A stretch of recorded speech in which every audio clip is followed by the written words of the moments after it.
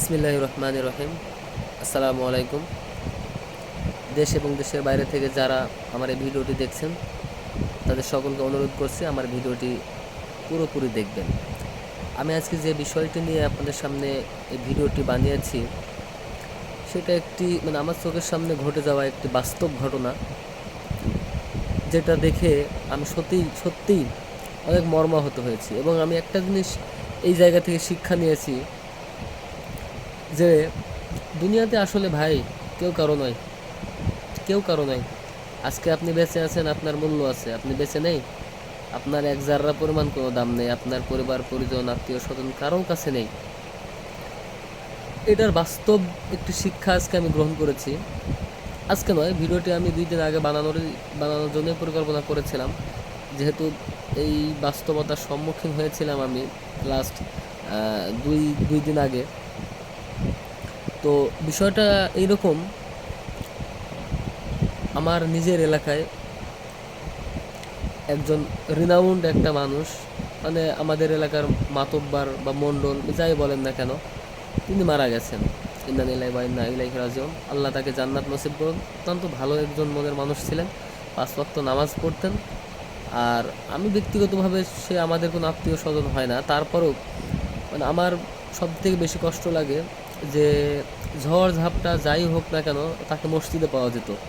5 ওয়াক্ত নামাজে তিনি মসজিদে উপস্থিত থাকতেন, আজান দিতেন, নামাজ পড়াতেন ইমামের অনুপস্থিতিতে।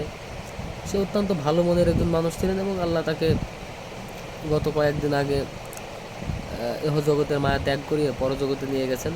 আল্লাহ তাকে জান্নাত দান করুক। তো এই বিষয়টা নিয়ে আমরা যা তার আত্মীয় না, তারপরেও আমাদের মনের ভিতরে একটা কষ্ট, খারাপ লাগতেছে। মসজিদে গেলেই তার জায়গাটা ফাঁকা লাগতেছে।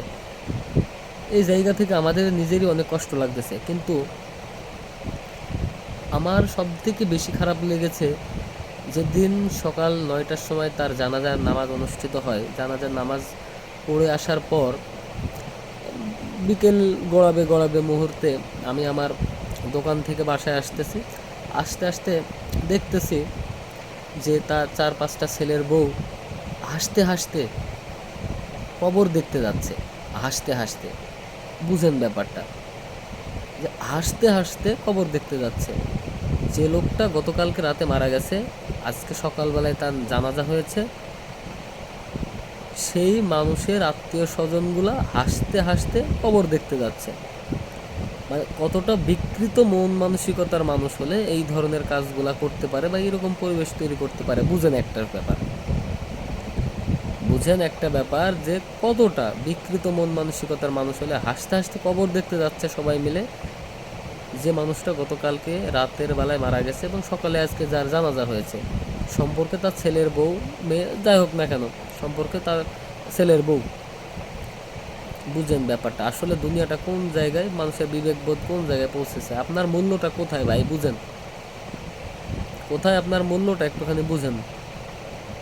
আসলেই কি আপনার আত্মীয় স্বজন, পরিবার পরিজন, যাদের জন্য দিন রাত খেয়ে না খেয়ে মাথার ঘাম পায়ে ফেলে পরিশ্রম করে অর্থ উপার্জন করে তাদের জন্য আপনার জীবনটাকে বিলিয়ে দিচ্ছেন, সেই মানুষগুলার আচার আচরণ যদি ভাই এইরকম হয়, তাহলে একটাবার বুঝেন যে আসলে আমরা কার জন্য এত কিছু করতেছি।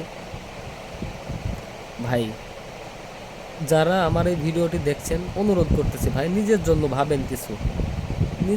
ভাবেন, নিজের পরকালের জন্য ভাবেন। একটাবার চিন্তা করেন, একটা দিন যেতে না যেতেই আপনার আত্মীয় স্বজনদের আচার আচরণ যদি এই অবস্থা হয়, 1 মাস 2 মাস 1 বছর পরে আপনাকে তারা মনেও রাখবে না। আপনাকে তারা তাদের নামাজে বলেন বা কোনো ভালো কাজে আপনাকে স্মরণ করে আল্লাহর কাছে কাঁদবে, কখনো কাঁদবে না ভাই। হয়তো কয়েকজন আছে, ঠিক আছে, কিন্তু সেই রকম ছেলে, সেই রকম মেয়ে বানাইতে হবে ভাই আগে, যারা আপনার জন্য তার আল্লাহর কাছে ফরিয়াদ জানাবে।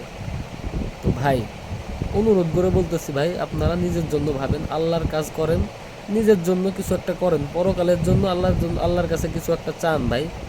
এই এহজাগতিক মানুষের জন্য, আপনার ছেলে মেয়ে নাতি পুতি বউ বাচ্চা, এদের জন্য যে চিন্তা করে করে ভাই আপনি নিজেরে শেষ করে দিচ্ছেন, নিজের আল্লাহর পথে নিয়ে আসার কোনো চেষ্টাই করতেছেন না। কালকে করব, পরশু করব, আর বয়স হলে করব, এই চিন্তাটা যারা করতেছেন ভাই, অনুরোধ করতেছি ভাই, আপনারা এখনই যত তাড়াতাড়ি সম্ভব পারেন এখন থেকেই চলে আসেন ভাই, আল্লাহর রাস্তায় চলে আসেন এবং নিজের জন্য কিছু করেন, নিজে স্বার্থপর হন ভাই, আল্লাহর রাস্তায় আল্লাহর পথে চলার জন্য স্বার্থপর হন ভাই।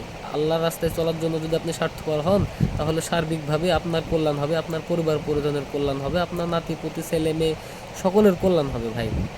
অনুরোধ করতেছি আপনারা এই কাজগুলো করেন।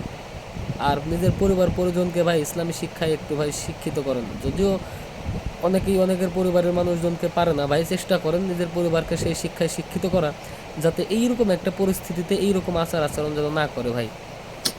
তো আপনারা ভিডিওটি যারা দেখছেন ধন্যবাদ। আশা করি আপনারা আমার এই আহ্বানটাকে আমলে নেবেন এবং পরকালের জন্য চেষ্টা করবেন ভাই। আল্লাহর কাছে আপনাদের জন্য হেদায়েত কামনা করি। আল্লাহ যেন আপনাদেরকে মাফ করে দেন এবং আপনারা যেন সুস্থ সঠিকভাবে ভালো পথে চলতে পারেন। আসসালামু আলাইকুম ওয়া রাহমাতুল্লাহি ওয়া বারাকাতুহু।